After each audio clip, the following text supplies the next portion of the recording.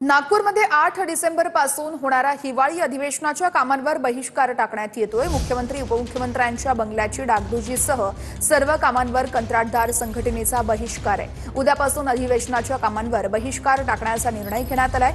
गेल्या वर्षी अधिवेशनातील 150 कोटींची बिलं अद्यापही न मिळाल्यानं हा बहिष्कार टाकण्यात आलाय।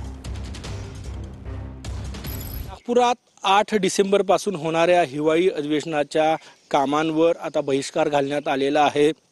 नागपूर कॉन्ट्रॅक्टर असोसिएशनकडून हा बहिष्कार जो आहे तो घालण्यात आलेला आहे आणि त्यामुळे उद्यापासून अधिवेशनाची जी पूर्वतयारी सुरू होती त्याची कामं ठप्प होणार आहे। मग मंत्र्यांच्या बंगल्यांची डागडुजी असो, विधान भवन, आमदार निवास, सभागृह या इथले जे डागडुजीची आणि पूर्वतयारीची संपूर्ण कामं होते ते सगळे ठप्प होणार असल्याची माहिती आहे। कारण की नागपूर कॉन्ट्रॅक्टर असोसिएशननं जुने देयक न दिल्यामुळे, थकीत असल्यामुळे हा बहिष्कार जो आहे तो या ठिकाणी घातलेला आहे। सगळे कामं उद्यापासून ठप्प होणार आहे। जोपर्यंत बिल क्लिअर होणार नाही गेल्या अधिवेशनातले तोपर्यंत कामं सुरू करणार नसल्याचा कॉन्ट्रॅक्टर असोसिएशनचा दावा आहे, म्हणणं आहे। कॅमेरामॅन सचिन साहेबांसह गजानन माटे, TV9 मराठी, नागपूर।